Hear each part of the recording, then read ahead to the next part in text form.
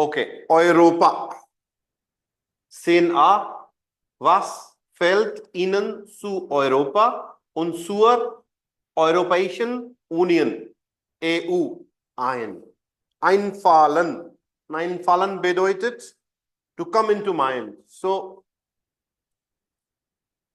whenever you heard this word Europa, so what comes in your mind? Or whenever you heard European Union, what comes in your mind? So, Europa on European Union means European Union. Clear? Zamenzim course. So you can see some photos. So this is the parliament. Yeah. European Union Parliament. This is the Euro. There Euro. 500 Euro Münzen.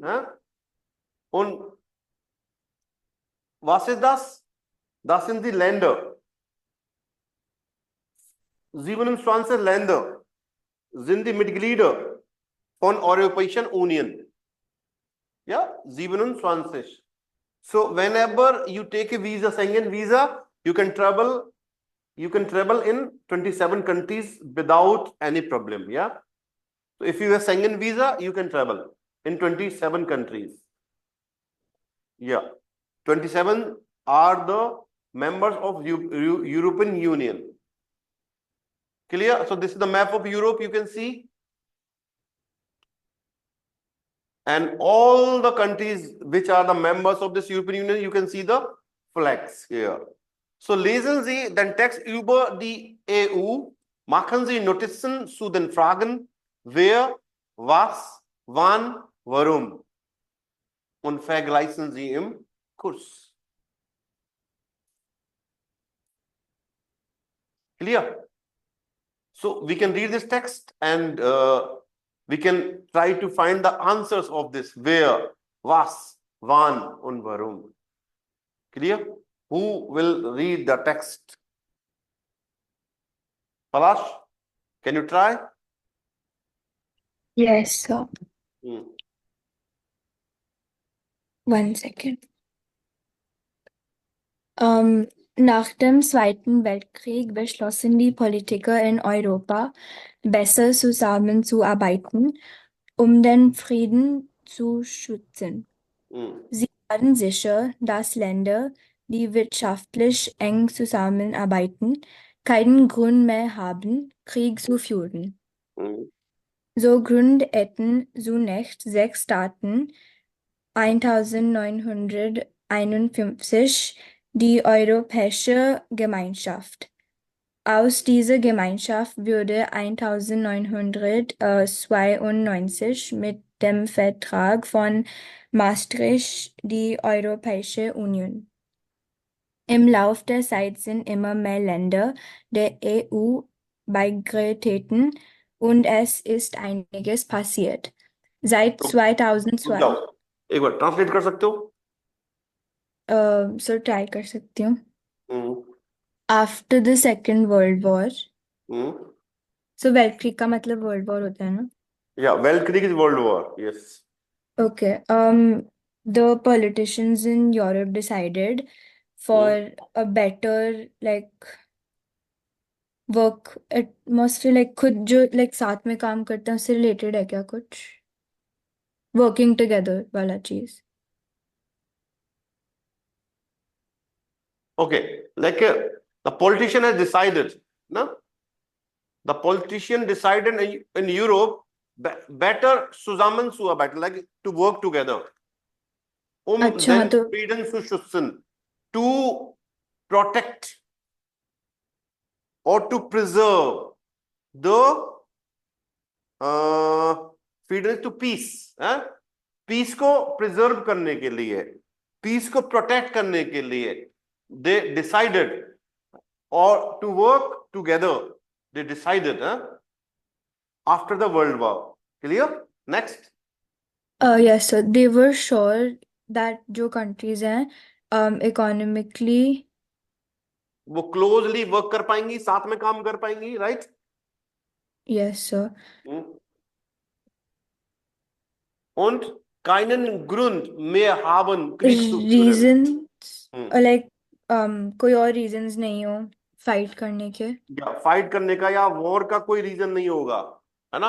अगर साथ में आएंगे तो there will be no reason to fight with each other, right. Very good, yes next. Sir. So ग्रुंडन so next का ग्रुंडन मतलब मतलब क्या? To establish, this the past form of ग्रुंडन, ग्रुंडेटन। ओके, और सर सो नेक्स्ट जुनाक मतलब जो आगे नेक्स्ट। फर्दर सिक्स जो स्टेट से 6 कंट्रीज थे 1951 में, वो साथ में मिलके उन्होंने क्या कर दिया, एस्टेब्लिश कर दिया यूरोपीय गेमाइनशाफ्ट, एक यूरोपियन कम्युनिटी उन्होंने एस्टेब्लिश कर दी। They have established a European community. Yeah, it started. European Union started with 6 countries. They came together and they established a community. It's called European Union. This time they called Europäische Gemeinschaft. Okay. Okay sir. Then it names changed. Then it came European Union, EU. Yeah. Now we have European Union. Clear? Okay. Next. So im Lauf से या Where? aus dieser Aus dieser wo Gemeinschaft from wurde. this community with the Hmm, 1992 hmm. um with Actually, this the is the Petrarch contract. Yeah. okay sir. And von Maastricht, the European Union. मतलब एक बोलते हैं ना हिंदी में संधि, संधि हो गई उन्होंने विचार विमर्श करके उन्होंने एक पीसफुल एक क्या बोलते हैं संधि को, क्या बोलेंगे इंग्लिश में, So like allies बन गए। या वो अलायंस बना लिया उन्होंने कि भाई हम लोग साथ में मिलके काम करेंगे और कोई भी लड़ाई झगड़ा नहीं करेगा, चारों तरफ पीस होगा, कोई बॉर्डर नहीं होगा यूरोप में, आप एक प्लेस से दूसरी प्लेस पे जा सकेंगे बिना किसी रोक टोक के, ये तय हो गया। इसको बोलते हैं मास्ट्रिस्ट। मास्ट्रिस्ट का मतलब था संधि, यानी कि दोनों में सहमति हो गई कि भाई ये चीजें रहेंगी, ये रूल रहेंगे और इसको सब लोग फॉलो करेंगे। क्लियर? एक कॉन्ट्रैक्ट बन गया। आगे चलो। फिर like in the run of time या फिर over the course of time लाभ देयर साइड का मतलब है जैसे टाइम निकलता है, टाइम run of चलता time रहा और कंट्रीज यूरोपियन यूनियन के में जुड़ते चले गए, है ना। बाई ये ट्रेटन का मतलब join, they join the European Union, right, on एसएसआई गेनेस पासियट। since 2002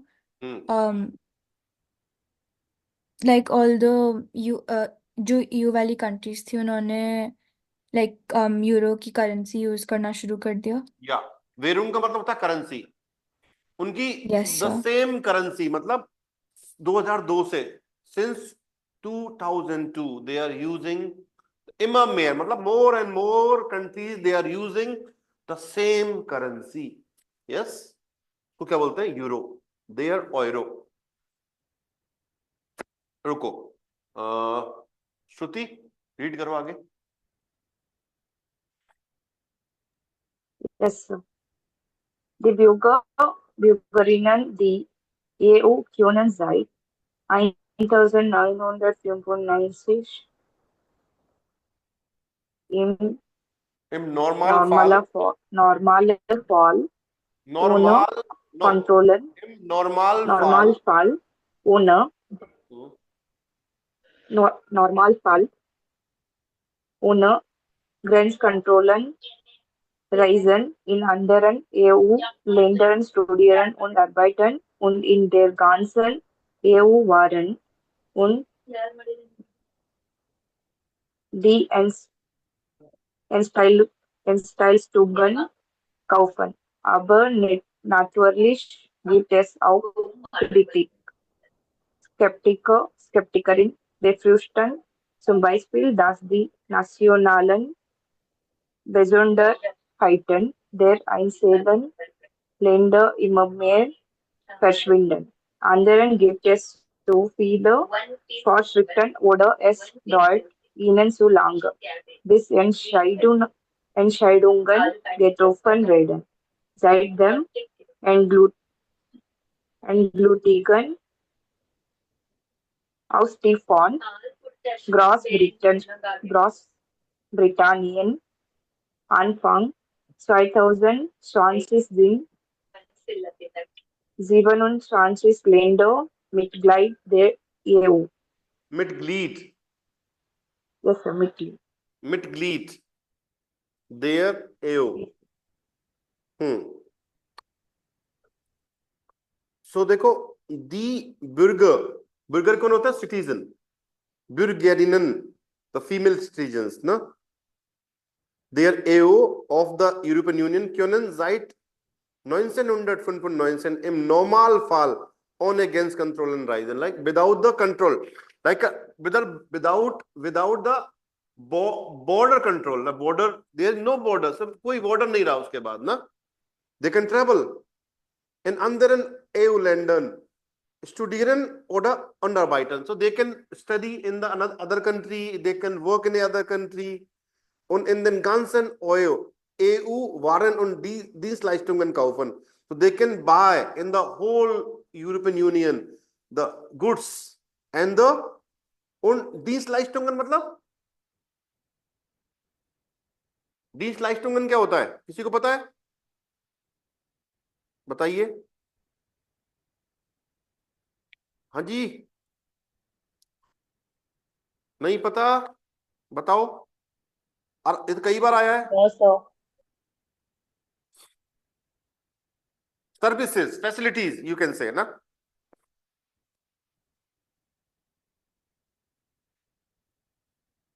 They can buy goods and facilities, services, in the European Union. Aber natürlich gibt es auch Kritik. Kritik समझते हो? Criticize बोल करना से तो of course there is a critic. Criticize तो होगा ही है. स्पेक्टिकर डाउटर जो होते हैं, डाउटफुल जो लोग होते हैं उनको बोलते हैं स्पेक्टिकरन, या डाउटफुल फीमेल्स के लिए आया है. बेफ्रुस्टन, बेफ्रुस्टन का मतलब क्या होता है? To be afraid, they were afraid ना. Zum Beispiel, for example, dass die nationalen Besonderheiten der einzelnen Länder immer mehr verschwinden. वो कह रहा है कि छोटे छोटे कंट्रीज हैं जो वेनिस हो जाएंगे, खत्म हो जाएंगे ना इस तरह से. तो anderen gibt es zu viele Vorschriften oder es dauert ihnen zu lange bis Entscheidungen getroffen werden. मतलब क्या हुआ? Vorschriften का मतलब होता है regulations. दूसरी तरफ there are so many regulations oder es dauert ihnen zu lange, कि जब तक वो डिसीजन लेंगे ना बहुत लॉन्ग टाइम लग जाएगा उनको डिसीजन लेने में, तो रेगुलेशंस हो जाएंगे. तो इस तरह की डर था उनके पास ना. तो seit dem endgültigen Ausstieg, endgültigen का मतलब होता है फाइनल और Ausstieg का मतलब होता है एग्जिट. जो फाइनल एग्जिट हुआ ग्रेट ब्रिटेन का कब हुआ? Anfang 2020 में ग्रेट ब्रिटेन यूरोप से अलग हो गया. तो उसमें कितने कंट्री थे उस टाइम पे? 27 मिडग्लीड थे. लैंडर मिडग्लीड दे EU के कितने मेंबर्स थे? 27. तो उस टाइम पे 28 थे, उसको इंग्लैंड को मिला के इंग्लैंड अलग हो गया उससे ना. क्लियर? यहां तक कोई बात समझ में आई? कोई डाउट, एनी प्रॉब्लम बताइए.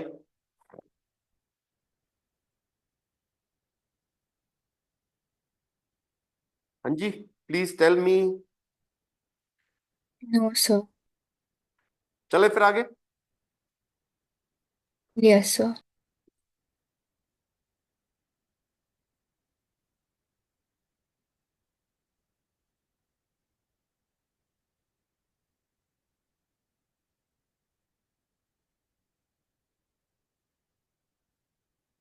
Okay, now I play a audio and you have to listen this audio and you have to connect, okay, the information from left to right.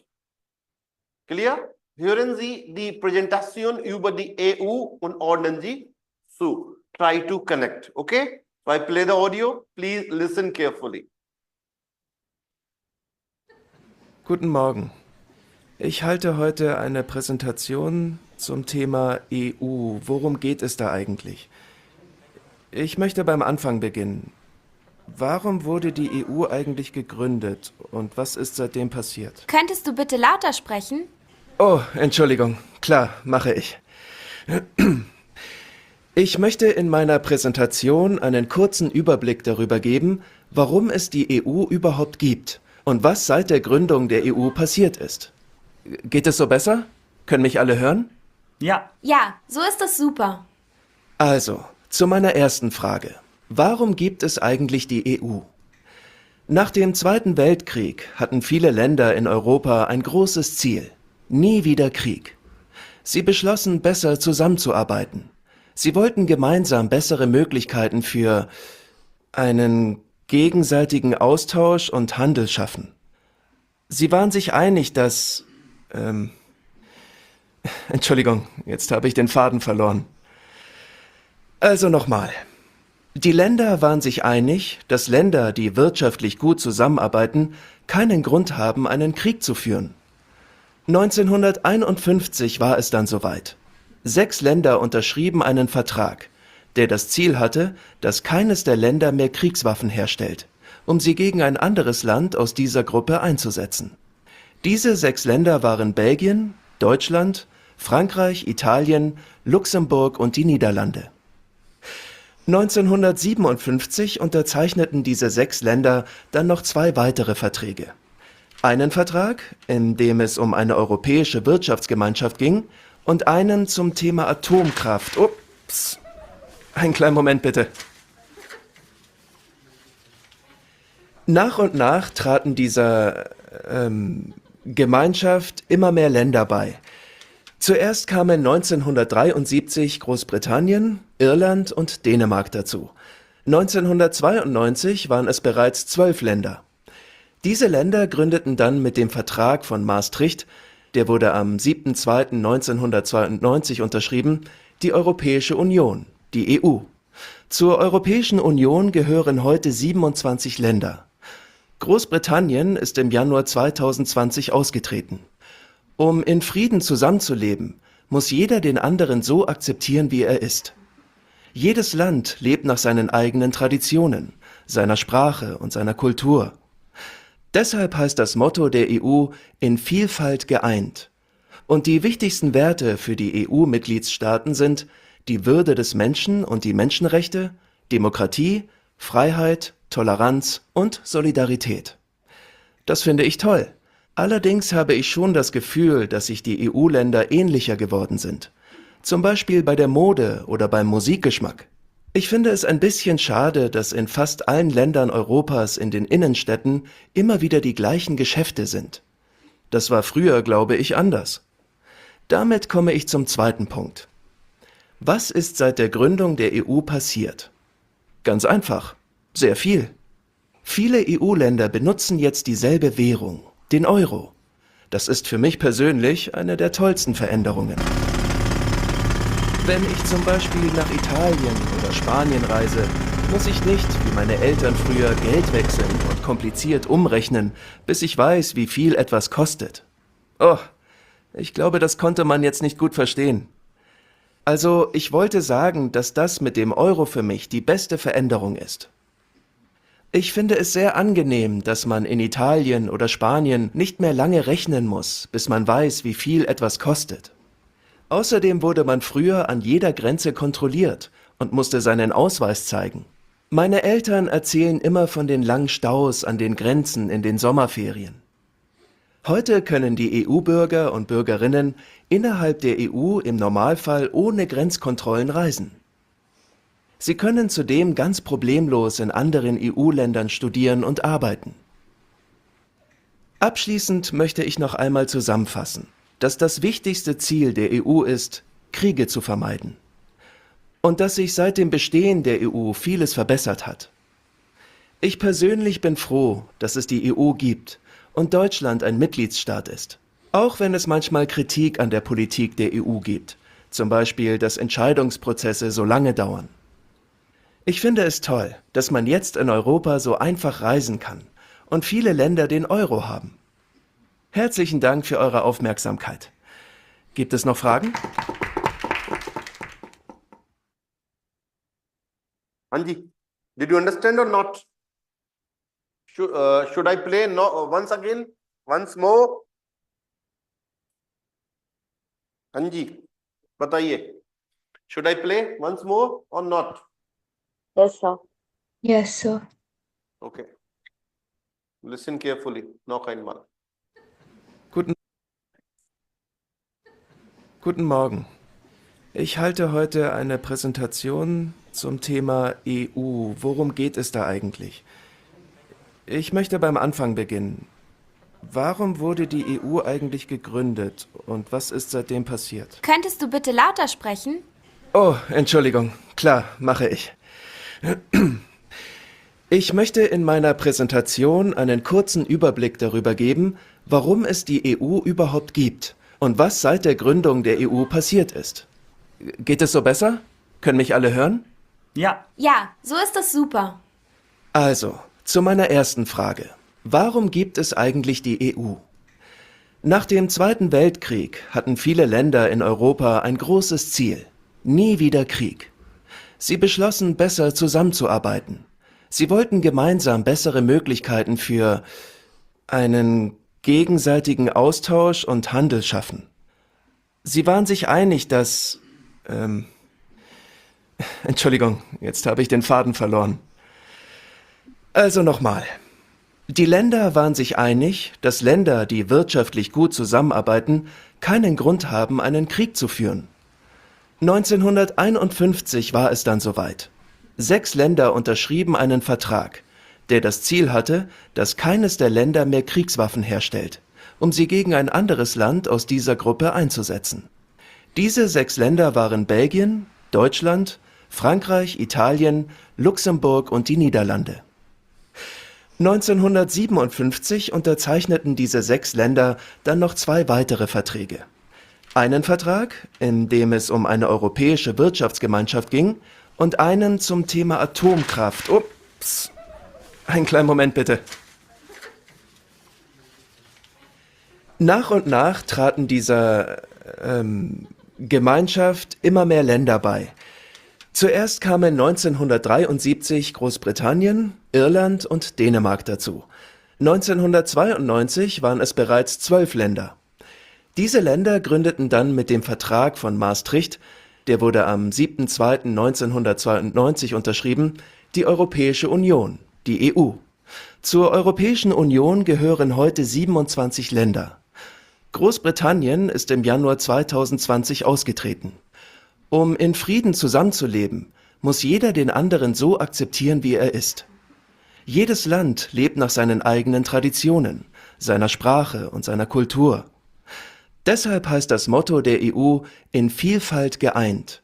Und die wichtigsten Werte für die EU-Mitgliedstaaten sind die Würde des Menschen und die Menschenrechte, Demokratie, Freiheit, Toleranz und Solidarität.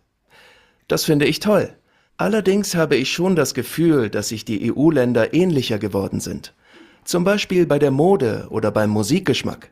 Ich finde es ein bisschen schade, dass in fast allen Ländern Europas in den Innenstädten immer wieder die gleichen Geschäfte sind. Das war früher, glaube ich, anders. Damit komme ich zum zweiten Punkt. Was ist seit der Gründung der EU passiert? Ganz einfach. Sehr viel. Viele EU-Länder benutzen jetzt dieselbe Währung, den Euro. Das ist für mich persönlich eine der tollsten Veränderungen. Wenn ich zum Beispiel nach Italien oder Spanien reise, muss ich nicht, wie meine Eltern früher, Geld wechseln und kompliziert umrechnen, bis ich weiß, wie viel etwas kostet. Oh, ich glaube, das konnte man jetzt nicht gut verstehen. Also, ich wollte sagen, dass das mit dem Euro für mich die beste Veränderung ist. Ich finde es sehr angenehm, dass man in Italien oder Spanien nicht mehr lange rechnen muss, bis man weiß, wie viel etwas kostet. Außerdem wurde man früher an jeder Grenze kontrolliert und musste seinen Ausweis zeigen. Meine Eltern erzählen immer von den langen Staus an den Grenzen in den Sommerferien. Heute können die EU-Bürger und Bürgerinnen innerhalb der EU im Normalfall ohne Grenzkontrollen reisen. Sie können zudem ganz problemlos in anderen EU-Ländern studieren und arbeiten. Abschließend möchte ich noch einmal zusammenfassen, dass das wichtigste Ziel der EU ist, Kriege zu vermeiden.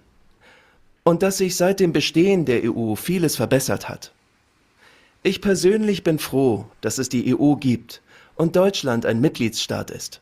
Auch wenn es manchmal Kritik an der Politik der EU gibt, zum Beispiel, dass Entscheidungsprozesse so lange dauern.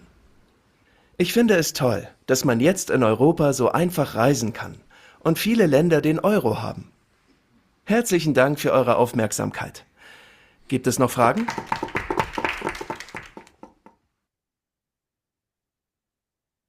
Now you have to connect.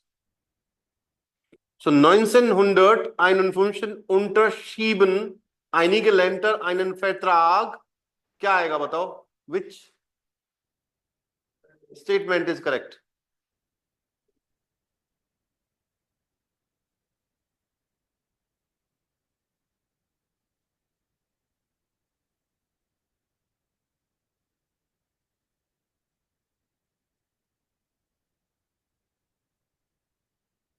हाँ जी, बताओ क्या आना चाहिए?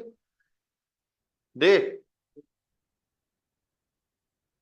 क्रीग इन Europa zu vermeiden. सही कह रहा है क्या भाई? बताओ आप लोग.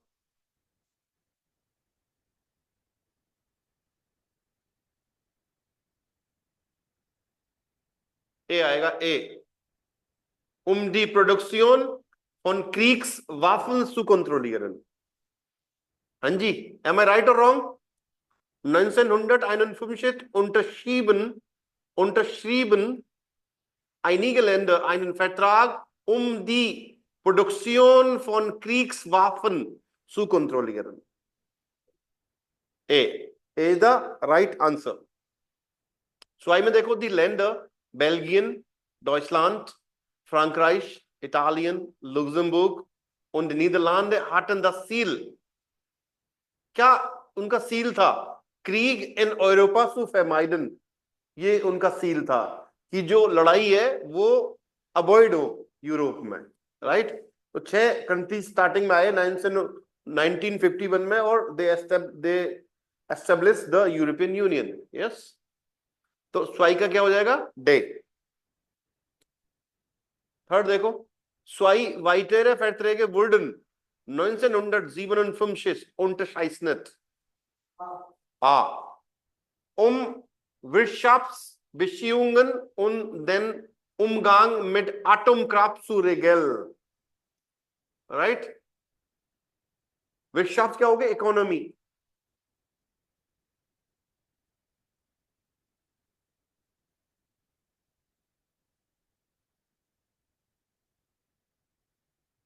एटमक्राफ्ट क्या होती है? Atom energy. उसके रूल एंड रेगुलेशंस की बात हुई थी, है ना? आगे आओ फियर में.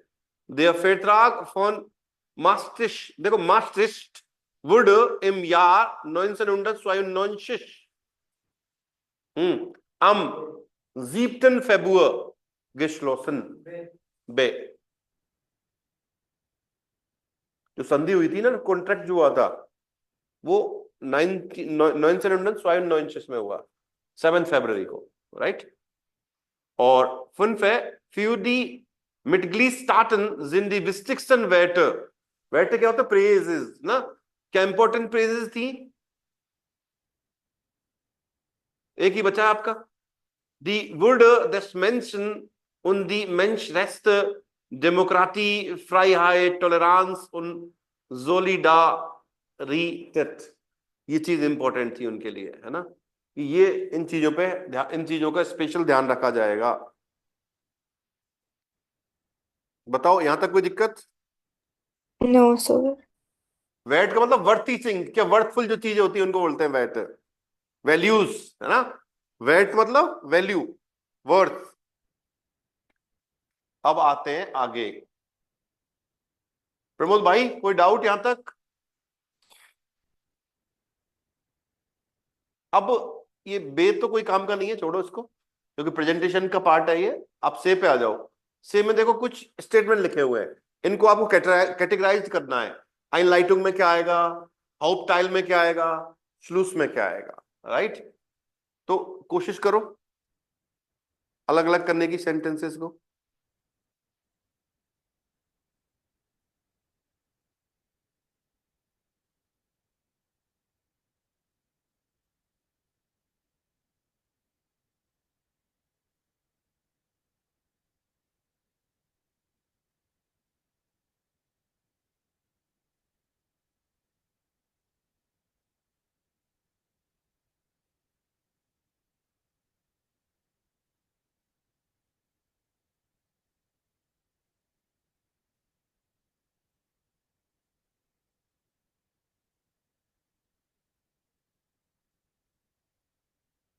नीचे आपको दे भी रखे हैं, देखो स्वल्व स्वल्व के बे में दे रखे हैं आपको, देखो Einleitung, Schluss, Hauptteil। Einleitung का मतलब होता है इंट्रोडक्शन, Hauptteil क्या होती है मेन पार्ट, और Schluss क्या होता है आपका ending, right.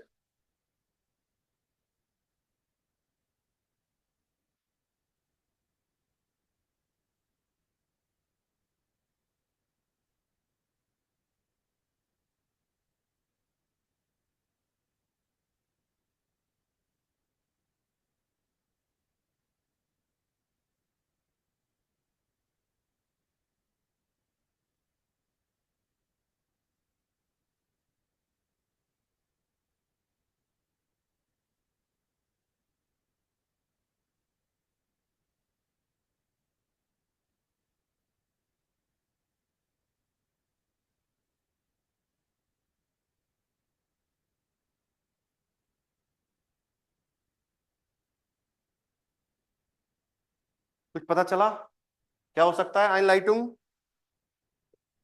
Das Thema vorstellen. Ja, das Thema vorstellen, Inhalt und Struktur der Präsentation erklären, right? ये कुछ आएगा। Hauptteil में क्या सकता है, Hauptteil So में Einleitung के लिए Informationen zum Thema geben आ सकता है क्या, या वो Hauptteil में आएगा? नहीं, देखो यही आएगा सिर्फ Einleitung में das Thema vorstellen, right?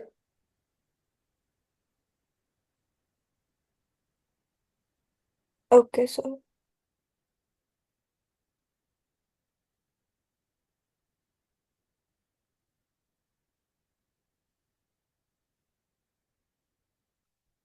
तो फर्स्ट तो क्या हो गया, das Thema vorstellen, भाई आप टॉपिक को इंट्रोड्यूस करोगे, उसके बाद इनहाल्ट जो स्ट्रक्चर होता है उसको प्रेजेंट करोगे, क्लियर करोगे, right.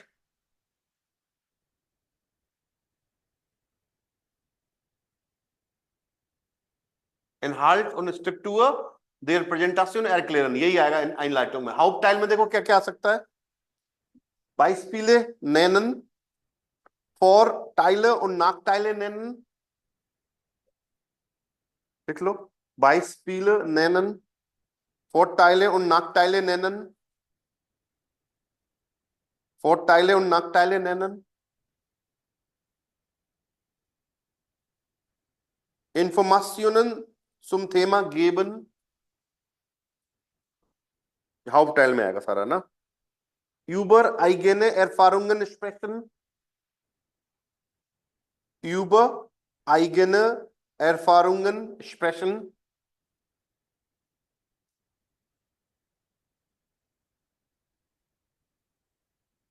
über eigene Erfahrungen sprechen, die eigene Meinung sagen, और कुछ ओपिनियंस खुद की ओन ओपिनियन की बात हो रही है, die eigene Meinung sagen, die eigene Meinung sagen।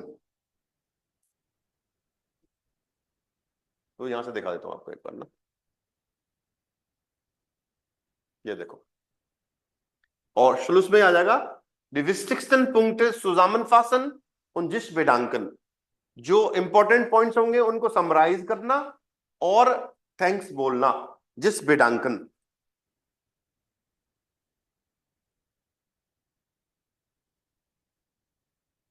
so is this Bedanken reflexive है?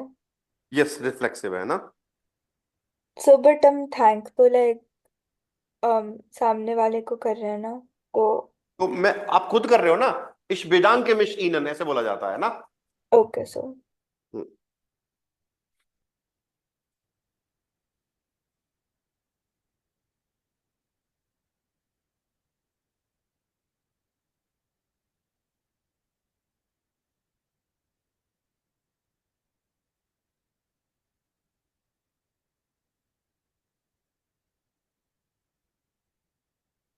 नीचे देखो 12 बे में ना आपको खूब सारी रेड मेटल दे रखी है अलग अलग ना, तो ये कोई प्रेजेंटेशन आपको प्रेजेंट करनी है तो ये रेडिमेटल आप यूज कर सकते हैं।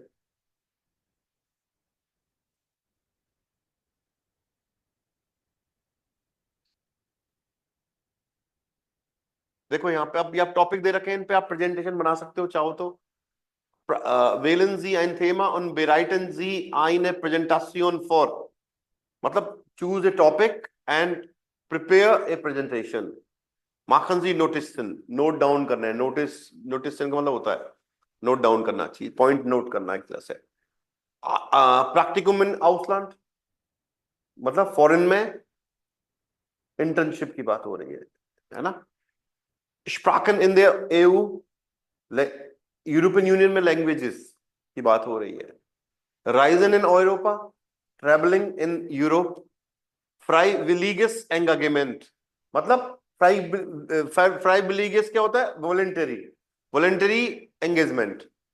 वेलन मिट जैक्सन यारन मतलब 16 साल की एज में वोट डालना, ये मतलब है यहाँ पे। हाँ बात हो रही है कि ऐसा होना, बात कर सकते हैं, हो सकता है वहां पे होता हो, पता नहीं मुझे। अपने यहाँ तो 18 है ना, तो वहां हो सकता 16 हो, I have no idea. Tradition in Europa, traditions in Europe.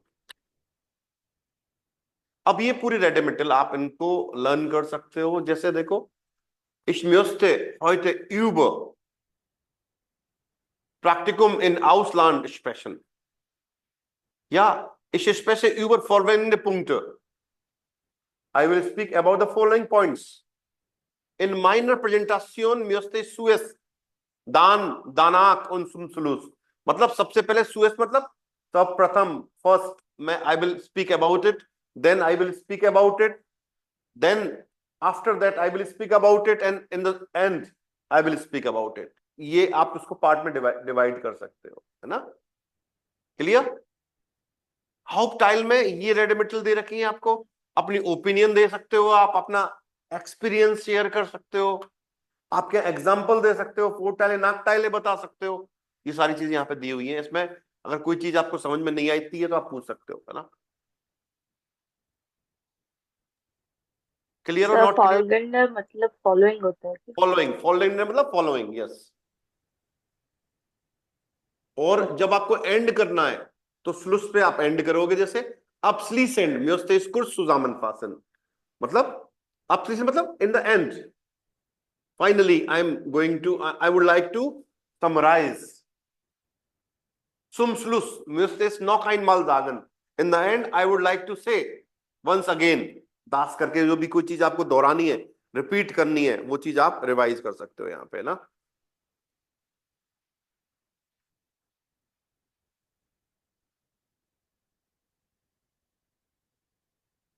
abschließend का मतलब क्या होता है पता है आपको?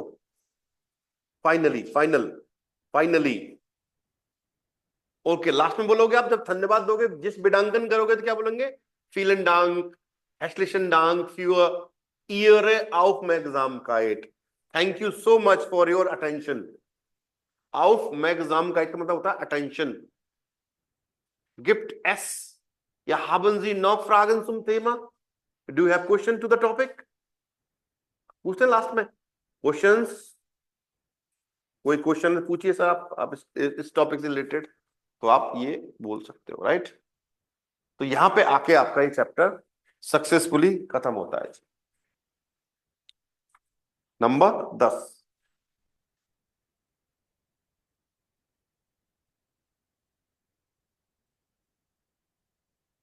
तो और कोई डाउट हो तो बताओ आप किसी तरह का।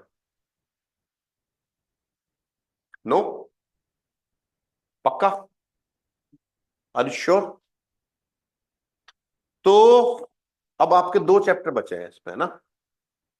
इसका वीडियो देख लेना आप लोग प्लीज, है ना। है? नहीं, ये वीडियो लेसन है ना ये वाला, ये तो उस पर जाके देखोगे ना आप। ऐप पे जाके देख सकते हो या वेबसाइट पे जाके देख सकते हो ना। उसके क्वेश्चन सॉल्व करने की कोशिश करना। और अब आपका 11 और 12 बचा, तो 11 चैप्टर कल ही स्टार्ट करेंगे, क्योंकि स्टार्टिंग होगी, ठीक रहेगा। और कल से फिर अपन 1.5 घंटे की क्लास रहेगी आपकी ना। इनको खत्म कर लेते हैं फटाफट। स्टार्टिंग हो गई है आज,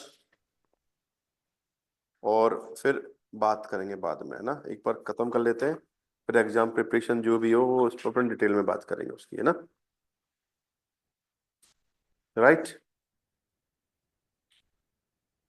पलाश आपके कहां तक हुए हैं? 6 कंप्लीट है आपका? यस